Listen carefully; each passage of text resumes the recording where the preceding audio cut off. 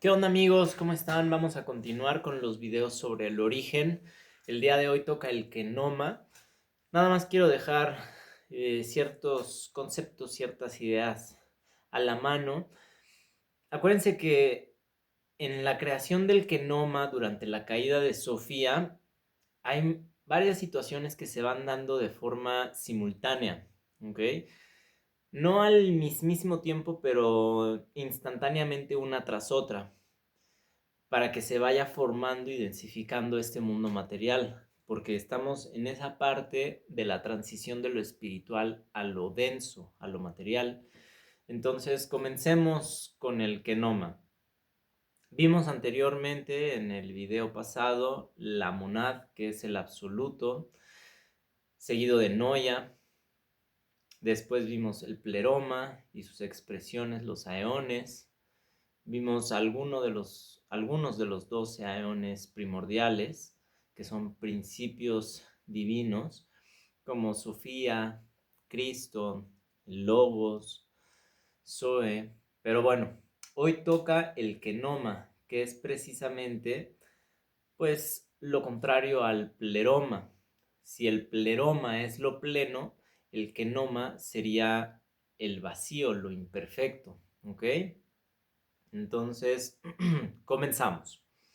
Kenoma, vacío imperfecto. En la gnosis valentiana, kenoma significa el vacío, lo inferior, el mundo material imperfecto. Se contrapone directamente al pleroma. Pleroma, la plenitud perfecta, divina, luminosa. Kenoma, la vacuidad, lo denso, lo limitado. El pleroma es la plenitud, luz pura, unidad y eternidad. El kenoma es su reflejo distante, forma, tiempo y separación. Uno es el origen, el otro es la experiencia. El kenoma es la realidad densa y material, el ámbito donde reina la separación, la ignorancia y el olvido del origen divino, el escenario donde las almas que provienen del pleroma quedan atrapadas y deben recordar su esencia para regresar. Cuando el alma no recuerda su origen, vuelve a las capas sutiles del kenoma, permaneciendo en los planos intermedios de la materia sutil. En ese estado, el alma sigue en velo de olvido, aún identificada con la separación y sin plena claridad de su esencia divina. Al no recordar su origen, el pleroma entra en un ciclo de retorno, vuelve a encarnar en el mundo material para continuar su proceso de despertar. Aunque no es exactamente la rueda del karma de las religiones orientales, en la gnosis sí existe una repetición de experiencias hasta que el alma recupere gnosis, el conocimiento interno del ser. Cuando finalmente recuerda y reconoce su chispa pleromática, el alma se libera de la densidad del kenoma y puede ascender nuevamente hacia la luz del pleroma. La caída de Sofía, el nacimiento de la dualidad. Sofía desea comprender directamente a Vitos. Un impulso de creación independiente surge sin la cooperación del logo, consecuencia desequilibrio primordial. La ruptura del equilibrio original provoca una cadena de efectos que transforman la realidad. Caída fuera del equilibrio, descenso vibratorio, emanación incompleta que da lugar al demiurgo, la distorsión. A partir de este desajuste surge el comienzo de la materia, el tiempo, la dualidad, la sombra, el olvido del origen, nacimiento del mundo fractal. De este proceso emerge la aparente separación del espíritu, donde la conciencia explora la densidad, la identidad, la dualidad para eventualmente recordar su origen. El agua primordial, el caos antes del universo. La substancia indiferenciada donde Sofía cayó y comenzó la creación. La monad, la fuente absoluta, no tiene forma, ni tiempo, ni espacio, nada existe fuera de ella. En este punto no existe agua, ni materia, ni idea de movimiento, solo la unidad absoluta. Surgimiento del pleroma. Emergen primeros aeones en pares, hasta completar los 12 aeones del pleroma. Aquí todo es espiritual, aún no existe el agua. Sofía Acharmot. Sofía intenta conocer a la monad directamente. Genera una emanación imperfecta. Sofía Acharmot. Esto provoca desbalance en el pleroma. Nace una sombra, una región inferior. Aún no hay agua, pero ya se está creando el espacio donde aparecerá. Se forma el kenoma, el vacío, región material. El kenoma es la cámara inferior, un estado sin forma imperfecto donde Sofía cae. Aquí aparece lo que se llama el caos primordial, un estado indiferenciado, sin orden, sin luz, sin estructura. Este caos es lo que simbólicamente los valentianos llaman las aguas. Importante, no es agua líquida física, es materia primordial sin organizar. El agua primordial. En el momento en el que Sofía cae al kenoma, la substancia primordial que se forma se describe como las aguas inferiores, la mezcla caótica donde aún no existe forma ni luz. La Biblia lo refleja así. El Espíritu de Dios se movía sobre la faz de las aguas. Génesis 1:2. Los valentianos interpretaban esas aguas como el caos emocional y material que dejó la caída de Sofía. Sofía empieza a organizar el caos, las aguas, a través de sus pasiones, miedo, tristeza, confusión, anhelo. Estas pasiones se solidifican en diferentes niveles de materia. Las aguas, energía emocional no purificada, un estado intermedio entre espíritu puro y materia densa. El demiurgo es formado desde las aguas. Sofía, desde el caos acuoso, emana al demiurgo, que ignora al pleroma, crea el cosmos físico, organiza esas aguas en elementos, mundos y seres. Aquí ya comienza la transición de aguas primordiales simbólicas a aguas físicas dentro del universo material. La electricidad primordial, la primera polaridad del cosmos caído, la chispa vibratoria que surge cuando la luz perfecta se fractura, la monad, la fuente absoluta, unidad infinita sin forma, sin movimiento, sin tiempo, no existe tensión ni dualidad. Aquí no hay electricidad, porque la electricidad requiere separación, solo existe la unidad pura. Enoia, el primer pensamiento, la intención de manifestación brota desde la monad, es totalmente espiritual. La idea de polaridad aún no existe, solo potencial puro. Aquí no hay electricidad. Pleroma, la plenitud de la luz. Surgen los aeones como hasta completar el orden divino. Todo aquí es equilibrio absoluto. No puede existir electricidad porque no hay fricción ni ruptura. Aeones, emanaciones de luz. Los aeones son extensiones perfectas de la monad. No generan electricidad. La electricidad nace solo cuando la armonía se rompe. Kenoma, el vacío exterior. El espacio inferior surge con el desbalance de Sofía. Este es el primer entorno donde algo como electricidad puede existir. Un espacio con diferencia, tensión, movimiento irregular. Aún no hay electricidad. El agua primordial, el caos material indiferenciado. Sofía cae y su movimiento produce la substancia indiferenciada del kenoma. Caos, mezcla, turbulencia, materia emocional sin forma. Aquí surge la substancia base donde nacerá la electricidad, pero aún no aparece la electricidad en sí. La electricidad primordial. Aparece la primera polaridad del cosmos caído, la fractura vibratoria que nace del movimiento irregular de Sofía. ¿Qué es la electricidad primordial? La electricidad primordial es el primer tipo de energía imperfecta. La luz fracturada que surge cuando Sofía cae fuera del pleroma no es energía física al inicio, es una vibración causada por desequilibrio, tensión, polaridad, carencia, densificación del caos. Es la primera polaridad creada en el cosmos inferior. ¿Cómo surge exactamente la electricidad primordial?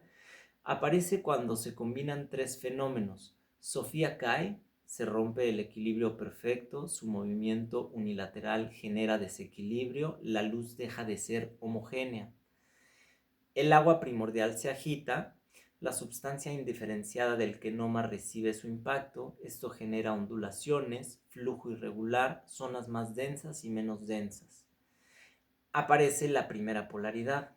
Para los valentianos, la electricidad es el temblor del caos cuando recibe la impresión de la luz caída. Esta polaridad es lo que hoy llamaríamos tensión, carga, flujo, chispa. La primera electricidad no es física, es ontológica. Es el primer desequilibrio de luz convertido en vibración. ¿Por qué aparece la electricidad? Porque el pleroma es igual a equilibrio, el kenoma es igual a desequilibrio. La caída introduce tensión, la tensión genera movimiento, el movimiento desigual genera corrientes, las corrientes generan polaridad y la polaridad genera electricidad. ¿Tenía color? Era luz quebrada, convulsionada, inestable. Se percibía como fulgor, centello, relámpago, resplandor violento.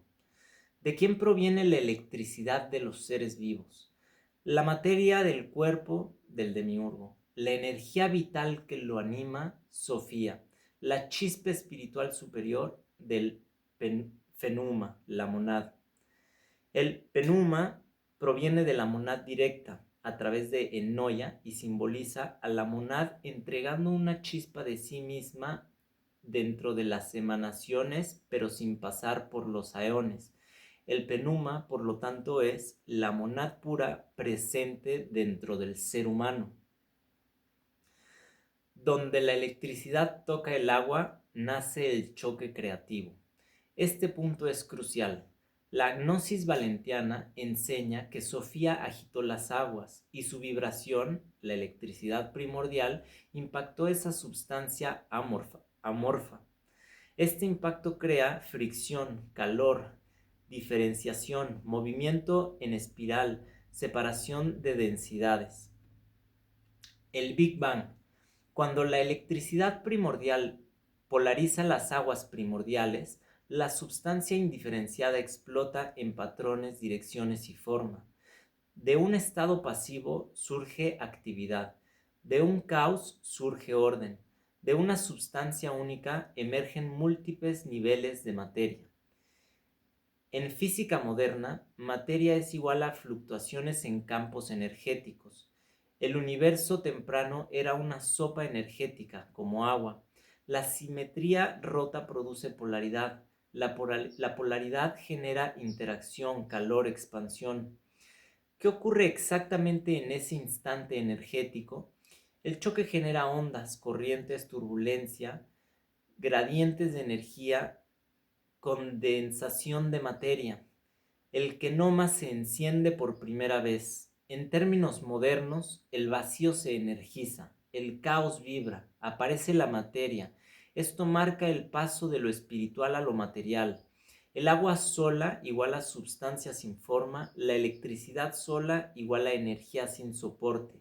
Juntas pueden crear estructuras estables. Es la primera vez que el espíritu, orden superior, interactúa con el caos, materia inferior, y produce algo que puede sostener un universo físico. Este punto es literalmente el punto ontológico entre los dos planos. La primera luz del mundo inferior, el resultado final. El impacto genera luminosidad, calor, plasma primordial, diferenciación de elementos, inicio del tiempo. Los valentianos lo llamaban la primera luz imperfecta. Los físicos lo llaman el plasma de la gran explosión. Los dos modelos describen el primer destello del cosmos material. El fuego primordial, lo que sigue después del agua y la electricidad. ¿Qué es el fuego primordial? En la visión gnóstica, el fuego primordial no es fuego físico, es la manifestación luminosa, ardiente y expansiva que surge cuando la polaridad eléctrica rompe la homogeneidad del agua primordial. Es la primera explosión de luz, calor, movimiento y expansión. Equivalente gnóstico, la primera emanación superdensa que transforma el plano espiritual en un plano energético activo. Equivalente científico, la fase inmediatamente posterior al momento de ignición, muy parecida al estado de energía ultradensa pre-Big Bang, Big Flash. ¿Por qué el fuego surge después del agua y la electricidad? Cuando la electricidad, polaridad, atraviesa el agua primordial, suceden tres cosas inevitables. La densidad uniforme se quiebra, las cargas opuestas se aceleran y colisionan. Aparece fricción energética, calor, luz, expansión. Eso es fuego en su sentido metafísico. Enoia, pensamiento, establece el campo, agua primordial, materia sutil indiferenciada, electricidad primordial, movimiento más polaridad, fuego primordial, la primera forma activa de energía. ¿Cómo entender el fuego primordial? El fuego es clave para el nacimiento del universo material. El fuego es igual a energía que ya se puede transformar en materia. ¿Por qué? Tiene dirección, tiene intensidad, tiene expansión, tiene capacidad de interacción. En otras palabras, el fuego es el puente entre lo energético y lo físico. Sin fuego no habría calidez, luz, expansión ni separación de elementos. Es el inicio del cosmos dinámico, ya no solo etérico. El aire, viento primordial, lo que nace inmediatamente después del fuego primordial. ¿Qué es el aire primordial? En la cosmología gnóstica, el aire o viento primordial es la primera vibración ordenada que surge del fuego. No es aire físico, es movimiento inteligente, ondas, información, ritmo. Equivalente gnóstico, el comienzo del logos dinámico, la primera señal coherente en el kenoma. Equivalente científico, la aparición de frecuencias, ondas, perturbaciones del campo energético, justo lo que permite que la energía comience a hablar. ¿Por qué el aire surge después del fuego? El orden es perfecto y lógico. El fuego primordial expande, calienta, ilumina, crea presión, rompe la homogeneidad. Entonces aparece el viento primordial. Cuando algo se expande con fuerza, genera movimiento. Lo que los valentianos entendían, la luz ardiente del fuego genera pulsaciones. Las pulsaciones se vuelven vibración. La vibración se convierte en aliento o soplo. Ese soplo es el primer ritmo del cosmos. ¿Cómo entender el viento primordial? Los textos gnósticos hablan del pneuma, aliento o espíritu, como la primera estructura coherente del mundo inferior. El viento primordial representa la vibración original, el pulso del kenoma. No es sonido físico, sino frecuencia de orden, el movimiento con dirección. A diferencia del fuego que se expande caóticamente, el aire fluye, se organiza, se canaliza. El aliento que lleva información. En gnosis, pneuma, información, intención, principio de coherencia, chispa de la monad. La primera ley natural, lo que vibra, se ordena. Lo que se ordena puede construir. El viento primordial es literalmente el comienzo de las leyes del cosmos, porque el aire es impredecible para que nazca el universo. Sin vibración no puedes tener sonido, luz organizada, campos, frecuencia, resonancia, estructuras estables, materia coherente. El aire primordial es la aparición del código del universo. Dio energía, dio estructura. El universo necesita las dos, energía bruta, energía organizada. El aire es donde aparece la coherencia. El viento primordial equivale a ondas de densidad, perturbaciones primordiales, vibración del campo fundamental, oscilaciones precursoras de la formación de partículas, energía expandiéndose y las primeras frecuencias. El éter. El éter, sustancia sutil primordial, lo que nace después del aire viento primordial. ¿Qué es el éter en la gnosis? El éter primordial es la primera sustancia estable creada a partir de la vibración del aire. No es materia física, no es energía pura, es un estado intermedio, energía coherente que empieza a volverse algo. Para los valentianos esto es la primera textura del kenoma, una subluz sutil que sirve de puente entre espíritu y materia. Para la física moderna sería un campo base, un tejido, un medio vibratorio. ¿Por qué el éter surge después del viento? El aire introduce vibración, frecuencia. La vibración sostenida condensa un medio. Ese medio aparece como una sustancia luminosa y tenue. Fue expansión, fue vibración, es coherencia establecida. La vibración sin forma del aire se densifica apenas lo suficiente para crear un tejido sobre el cual se pueden manifestar estructuras. ¿Cómo se interpreta el éter primordial? El éter es interpretado como el cuerpo del movimiento. El aire vibra pero necesita un medio. Ese medio es el éter, el primer soporte del logos. El logos, orden, razón, estructura, necesitan un lienzo. Ese lienzo es el éter, la sustancia sutil que permite la luz. Allí donde hay éter, hay luz. Allí donde hay éter, la luz puede viajar y diferenciarse. La transición entra entre espíritu y materia. Es el puente creado por Sofía para que la creación inferior pueda tomar forma. Formación cósmica del éter. En términos gnósticos, es la placenta del universo material. En términos físicos, es el campo primogéneo que permite que existan partículas, luz y materia. Sin éter no puede existir forma. Sin forma no puede existir materia. Sin materia no puede existir cosmos. El éter surge cuando la vibración del aire se estabiliza. Es la primera sustancia. No es materia, pero ya es algo. Da soporte al logos, permite que la luz se mueva, prepara la transición hacia la materia fina. La primera materia. La primera materia fina y materia burda. Lo que nace después del éter primordial. ¿Qué es la materia fina? Es el primer tipo de materia real dentro del kenoma. Los valentianos la describen como densa en comparación con el éter, todavía luminosa, moldeable, viva, obediente al logos. Esta materia fina es sobre lo que el demiurgo podrá construir mundos. Para la física moderna se parece a plasma primordial, fotones densificados, campos energéticos fluctuantes. ¿Cómo surge desde el éter? El proceso es lógico. El éter vibra de forma continua. Algunas vibraciones se agrupan. Las agrupaciones crean densidad. La densidad forma grumos de energía estable. Esos grumos son la materia fina, vibración, medio vibratorio y densificación. La materia fina se vuelve materia burda.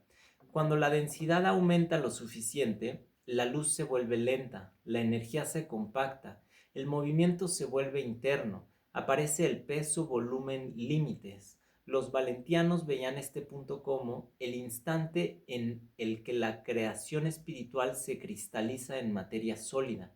Aquí nace la tierra, las rocas, metales, cuerpos densos, mundos completos. Simbolismo valentiano. La materia burda es el nivel más bajo del kenoma, el punto donde la caída de Sofía se vuelve física, el lienzo para que el demiurgo cree el cosmos. Es literalmente la sombra congelada de los movimientos superiores.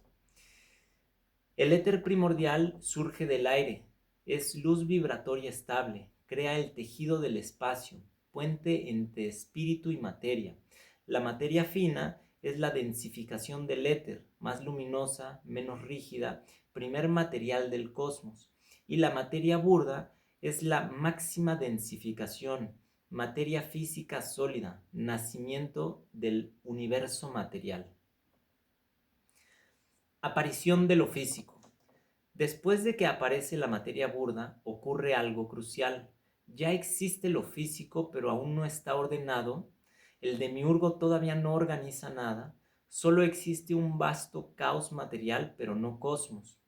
Entonces siguen estos pasos. La formación de los cielos, los 7 cielos del demiurgo. Una vez que existe la materia densa, el demiurgo, emanado desde Sofía, comienza a ordenar el caos. Los valentianos enseñaban que la separación de niveles vibratorios organiza planos, estira el éter y la materia fina y forma las estructuras con un... Ok, bueno, miren, hasta aquí lo vamos a dejar porque en la creación de los 7 cielos todavía me falta en este texto incorporarlo para que tenga coherencia y cronología lógica. Pero bueno, nada más como resumen de lo que vimos ahorita, porque es mucha información.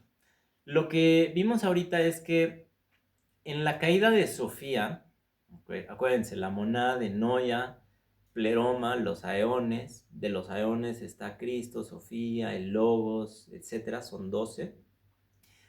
Sofía intenta conocer lo incognoscible, que sería conocer el origen del todo, y se genera el desbalance. Ese desbalance genera todas estas condiciones que acabamos de leer para la creación del genoma y de los elementos primordiales. ¿Ok? Si ustedes tenían esa duda de dónde viene el agua, por qué estamos hechos de agua o por qué tenemos electricidad dentro de nuestros cuerpos, esta es la razón. Nosotros somos seres espirituales y dentro de nosotros está un alma que pertenece al pleroma, a la plenitud original. Y tenemos una chispa dentro que está formada de energía de aeones y de la monada y del pleroma y de Noia. Y toda esa divinidad vive dentro de nosotros. ¿Ok? Ahora, el demiurgo, que sería el equivalente a Lucifer, no es malo. Ya cuando empiezan a entender esta gnosis, se dan cuenta que el demiurgo únicamente crea este universo partiendo de su ignorancia. Por eso es un universo imperfecto, porque él en su ignorancia desconoce que fue emanado por un aeón del pleroma, y entonces él, al ser emanado aquí y al desentenderse del pleroma, pues se siente el creador de este universo cuando en realidad pues no lo es, nada más es el organizador de la materia densa. Pero la materia, o sea, bueno, las almas conscientes, vivas, despiertas, no viven bajo las reglas o las leyes del arquitecto de este mundo material, que en este caso sería el demiurgo. Y sí, es correcto. Este mundo terrenal sería el equivalente, si lo quieren ver así, de cierta forma, al infierno. O sea, este es el punto más denso, es el punto más bajo. O sea, cuando mueres, ya no hay más bajo, más bien hay para arriba. Hay para arriba o hay reciclarse, como lo explica aquí, cuando las almas no tienen gnosis, cuando las almas no tienen entendimiento de su origen pleromático, caen en un ciclo de reencarnación y vuelven a regresar a este mundo terrenal sin noción alguna de quiénes habían sido en vidas previas, ¿ok? Vamos a ver eventualmente en este Evangelio de Sofía que sí se puede ir aligerando las almas y sí basta una vida para aligerar el alma lo suficiente como para pasar esas capas sutiles en donde todavía el demiurgo controla y que puedas tener una trascendencia a la plenitud. Pero hay que entender la gnosis. Y aquí voy a volver a ser muy enfático en algo que ya había dicho. El desconocimiento de la ley no nos exime de su cumplimiento, ¿ok? Entonces, que no conozcamos y no entendamos esto no significa que no aplique. Y esto no es algo que yo diga, esto es algo que la gnosis del mundo, de todas las civilizaciones, porque aquí incluyo todas las civilizaciones que se les puedan imaginar: Sumeria, Egipto, Babilonia, Göbekli Tepe, los Olmecas, Roma, todas las civilizaciones, que los Khazar, todo está aquí adentro, ¿ok? Entonces, hay un arquetipo muy claro que es que aquel que no entiende o que no tiene gnosis porque le falta entendimiento, porque vive perdido en sus tradiciones o la fe, simplemente pues va a regresar a este mundo. Y ya, o sea, es como un reseteo del alma hasta que el alma recuerde su origen pleromático divino. ¿Ok? O sea, no basta con decir, yo he sido, o sea, miren, también ya les conté que yo en la creación de este texto, o sea, lloré y he tenido mis momentos catárquicos, o bueno, he tenido mi catarsis, pues, y he llorado, y me he sentido solo, y me he sentido muy, pues a veces vacío, ha habido veces que me siento muy lleno, muy pleno, pero lo que les quiero decir es que este texto es lógico, no es emocional, no es un texto al que uno se acerca para decir, ay, me quiero sentir apapachado. No, no, no. Este es un texto en donde uno se acerca a él para entender y lo que con ello lleve. Si entender duele, ni modo, te va a doler. Pero una vez que te duela y que lo digieras y que pues ya lo trasciendas, vas a sentir paz a través del entendimiento y de la calma de que entiendes, ¿sabes? Ya no vas a ser manipulable, vas a poder leer entre líneas, vas a entender la simbología, vas a ver las intenciones de las personas, vas a ver el mundo desde otra perspectiva. Y miren, yo no sé si sea porque he estado subiendo estos videos a YouTube, pero me han estado saliendo muchos videos de masones. Y también quiero ser muy claro y enfático con la masonería. La masonería es jerárquica y es secreta, ¿no? Entonces, sé lógico y ponte a pensar, algo que es secreto y jerárquico, ¿se te hace honesto? A mí no, ¿no? O sea, si tienes que ir creciendo en jerarquías, significa que hay intereses de por medio. Entonces, yo nada más se los comparto desde un punto de vista lógico y de amor, ¿saben? O sea, me tienen sin cuidado los masones y mucho más los masones que entran a la masonería sin en verdad entender qué es la masonería. Pero bueno, o sea, entiendo que la gente busque sentirse acompañado y demás, pero sí les digo que la masonería es el equivalente a la Iglesia Católica. Son instituciones jerárquicas de control y esos son, o sea, te van a enseñar únicamente así como una probadita para que estés ahí, pero jamás vas a llegar a información de este tipo a menos que la busques tú por tu cuenta, porque en esos lugares nada más te dan el dogma, así lo que ya está escrito y según las reglas y sus tradiciones y sus costumbres. Y no, o sea, no, la vida no es para que alguien le ponga jerarquías a la vida de alguien más. Esto es información de dominio público y todo el mundo tiene derecho a saberlo. De hecho, fíjense, les platico eso porque esto es el mero inicio. Aquí seguimos todavía apenas en la creación del universo, en la transición de lo espiritual a lo material. Pero en esta línea del tiempo vamos a ver toda la historia de todas las civilizaciones del ser humano. Aquí las tengo todas, así, una tras otra, tras otra. Obviamente desde esta perspectiva gnóstica y de los que han retenido la información importante y no la han compartido, como todas estas escuelas herméticas de Egipto, de Babilonia, o sea, son escuelas muy cerradas que enseñan este conocimiento y no lo comparten. Entonces, yo lo voy a compartir. Bueno, les platicaba eso porque dentro de toda esta línea del tiempo está un señor que seguro lo conocen que se llama Manly P. Hall. Eso ya es de lo más cerquita, eso es de los 1900. Entonces falta muchísimo para llegar a Manly P. Hall, pero les quiero hacer comentario de Manly P. Hall porque Manly P. Hall fue una persona igual que fue un maestro ascendido, yo lo veo así porque fue muy, muy, muy, pues muy inteligente y toda esta información que yo les estoy compartiendo, él también la descifró y la encontró por cuenta propia. Y fue hasta después, ya cuando era más grande, con sus 50 o no sé, que los masones, para poder controlar todo ese conocimiento que estaba compartiendo sin filtro, los masones se acercaron a él y lo invitaron a formar parte de la logia masónica. Yo no sé si fue formal o fue informal su nombramiento masónico, el punto es que es de conocimiento público que fue masón en sus últimos años de vida, o ya, o sea, al final, no en su juventud, cuando estaba compartiendo todo esto. Y esto lo digo porque haciendo análisis de sus obras literarias, veo que en muchas, sobre todo en la The Lost Keys of Freemasonry, utiliza al logos en vez del demiurgo, muchas veces. Entonces, alguien que no es iniciado, alguien que no tiene conocimiento lógico, analítico, sin intereses de lo que es la gnosis, pues lo lee y dice, ah, sí, el logos, no sé qué, y no, papá, no.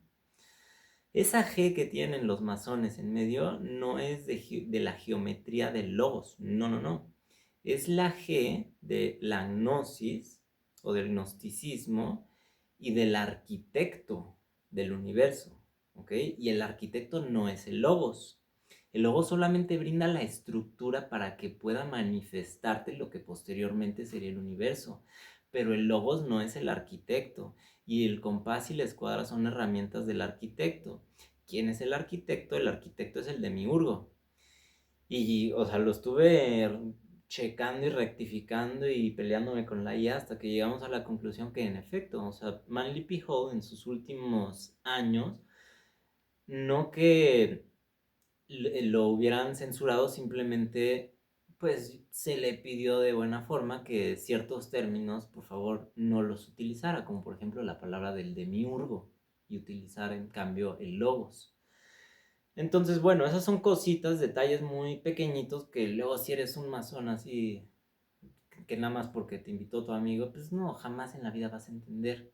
Entonces yo te sugiero mejor que te acerques a tu espiritualidad, no a través de una logia con dogmas y jerarquías, sino que te acerques a tu espiritualidad a través de tu curiosidad interna y de tu intuición. Esa intuición que sientes, esa chispa de curiosidad es Sofía. Es Sofía y Zoe dentro de ti queriendo buscar para que puedas recordar y entonces ese espíritu crístico, ese aún crístico, ¡pum!, automáticamente te recuerde cuál es el camino al origen, ¿ok? Y el camino al origen no es tú seguir las reglas de alguien más, en especial del demiurgo. Entonces, mejor sigue tus propias reglas, sigue tu propia intuición y con eso terminamos. En el próximo video vamos a hablar de la creación de los 7 cielos del demiurgo, ¿ok? O sea, en palabras sencillas, la creación de los 7 cielos de Lucifer como arquitecto, únicamente arquitecto del universo, ¿ok? Porque a nosotros no nos creó él. El cuerpo físico sí lo creó él y eso se muere y se queda aquí, pero nuestra alma trasciende, siempre y cuando estemos conectados con la fuente y estemos conscientes y entendamos el camino al origen, ¿ok? Bueno, pues espero que les haya gustado. Vimos el Kenoma, cómo surgió el Kenoma, la caída de Sofía, los elementos primordiales, el agua primordial, la electricidad primordial, el viento primordial, la materia sutil, la materia burda, la materia, ¿cómo se llama? El éter. Entonces estuvo intenso, estuvo intenso. Y bueno, pues nos vemos en el próximo video. La creación de los 7 cielos del demiurgo. Yeah, yeah, motherfucker.